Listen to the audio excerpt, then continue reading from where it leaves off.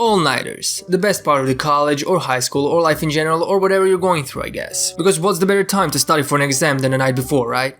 And for those who take things too seriously, just letting you know that this video is 99% sarcasm and should not be taken too seriously. It's all just for laughs. Well, most of it at least. So for all of those who do things the boring way and prepare for the exams on time, here's a lesson about all-nighters and the breakdown of the stages that one goes through when they decide to procrastinate with studying all the way until the night before exam. Stage 1. Food. Because let's face it, there is no better way to start the process of, well, anything without a good snack, right? And by snack, I mean a meal that takes an hour to be prepared, and in case you don't cook, no better time to learn how to cook than the night before that math exam. Well, I guess this applies to people capable of cooking, which I'm not, but that's a story for another time. Stage 2. Procrastination. Alright, now when you're done eating, you can go study, right? Wrong, it's not even midnight yet. Where are you rushing to? That exam is at what, 11 AM? You have over 10 hours to study. That's like what, a double-digit number of hours you have for studying? More than enough, if you ask me. Stage 3. Panic.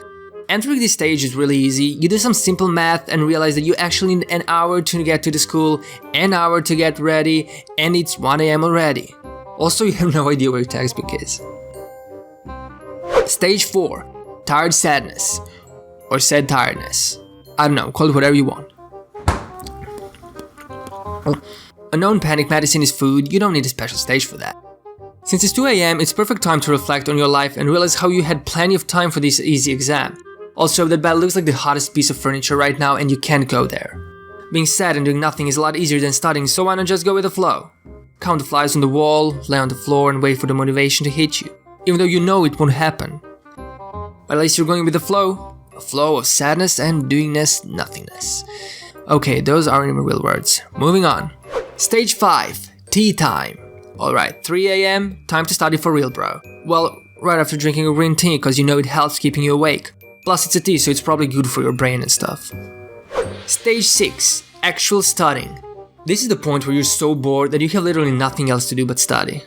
Plus for some reason 4 AM is when your motivation actually kicks in and your memory suddenly runs on 400%. Stage 7. Birds. Bird stage, also known as a full-on panic stage. You see, here where I live, birds like waking up 3 hours before the sunrise. Now what other people hear is...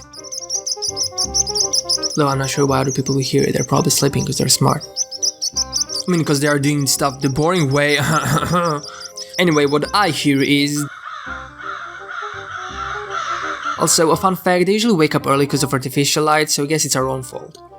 And do I know that because I read it from the textbook I found behind my desk after searching for it for an hour? Of course not, I read about it online in between looking at pictures of cute dogs and, well, not so cute dragons. Stage 8. Food. Alright, you studied for solid 3 hours or so, you know stuff, you got this. Those birds are out there, but they're not your problem anymore. Time to continue. Continue eating, of course. It's been like 4 hours since your last meal, what are you gonna do, starve? Nah man, food time. Stage 9. Light. Alright, time to study again. Oh shoot, what's that? No. Oh my god, my eyes. Stage 10. F-bomb. Alright, I got this. 3 hours worth of studying, plus 3 pounds of food absorbed. That multiplies, right? That's 10 hours worth of slow-paced studying. Yeah, I'm fine. Numbers add up. You can go against math and logic, right? Right? And this is where we simply drop the F-bomb and ride the wave of explosion to the school. We're gonna spin the wheel of luck.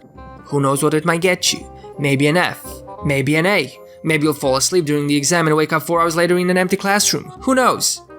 That's all guys, I hope you enjoyed the video. Gotta go now and stop writing this script so I can go studying for tomorrow. Whoops, wrong direction, fridge is over there. Don't forget to like, comment what you like or don't like about this video, share and subscribe. I'll see you next time.